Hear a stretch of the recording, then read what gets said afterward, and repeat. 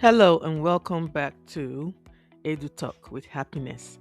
I am Happiness, and today's episode is a listener question and answer. All right, some people have questions about documentation, data, and paperwork stress. So today we're going to answer some of those questions. But before we start, let me say this clearly.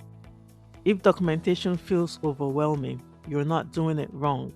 You're doing a very demanding job in a system that asks too much. So let's jump in. Question number one: I never feel caught up. Am I behind? This is one of the most common questions, and the answer is no. Most special education teachers are working in a constant state of almost caught up. Documentation is ongoing by design. There will always be another form, another update, or another deadline. Being a week or two behind does not mean you're failing. It means you're prioritizing the students, and that's the job. So the goal is managed, not finished. Question number two: how much data is actually enough? Enough data can be defined as something that's clear enough to explain, consistent enough to show a pattern, honest enough to reflect reality. Does not need to be daily for every goal, does not need to be perfectly graphed, does not need to be impressive to outsiders. So if you can sit in a meeting and confidently say, here's what I'm seeing and why, your data is enough. Question number three: what if my data isn't great? This one comes with a lot of guilt, but hear this. Data showing slow progress is not bad data. Sometimes data shows that the goal was too ambitious. The approach needs adjusting. The student needs more support. That's not failure. That's information that the data is giving you. Documentation exists to justify changes, not to prove success at all costs. Question number four: what do I do when I miss data days? So you document reality.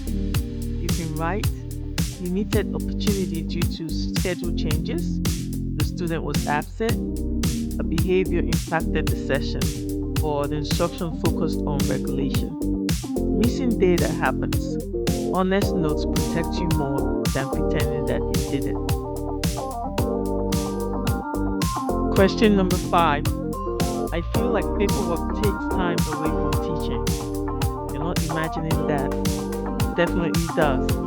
The system often values documentation over instruction, even though instruction is the point. So the key is containment. So let's set this straight. Set specific paperwork times. Stop when time is up. Accept unfinished tasks. Protect your instructional energy. Paperwork should support teaching, not replace it. We are coming up on the sixth question. How do I stop taking paperwork home? Very important question. This is hard and it starts with permission. So you're allowed to leave tasks unfinished, not respond immediately, work within contract hours, and decide what waits until tomorrow. The work will always expand. Boundaries are how you survive. So leave tasks unfinished, do not respond immediately, work within contract hours, and decide what waits until tomorrow. That's your answer. Question number seven: what should I say in meetings if my documentation isn't perfect? Confidence matters more than perfection, for sure. So let's try languages like this. This data reflects the student's current level. We are seeing inconsistency, which is typical. Based on data trends, we're adjusting instruction. Or you could say, progress is present, though not linear. You don't need flawless charts, you need professional clarity. So making statements like, this data reflects the student's current level, is normal. You can also say we're seeing inconsistency, which is typical. It makes it real. Based on data trends, we're adjusting instruction. Makes it ongoing. And progress is present, though not linear. Gives hope. So that's your answer. Question number 8 is a very interesting question. Does it ever get easier? That's the question so many people ask. Yes, but not because the workload shrinks. It gets easier because you learn what matters. You simplify systems and then you stop aiming for perfect. You trust your professional judgment. Every experience teaches you where to spend your energy and where not to.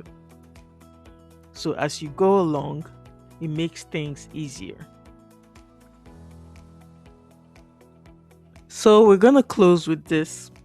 If documentation feels heavy, let this be your reminder. You are not disorganized. You are not lazy. You are not alone. You are doing meaningful work in a system that asks a lot. So I'll see you next time. Meanwhile, send me comments, send me questions, and I'll see if I can make another episode with your questions. All right then. Thank you. Bye for now.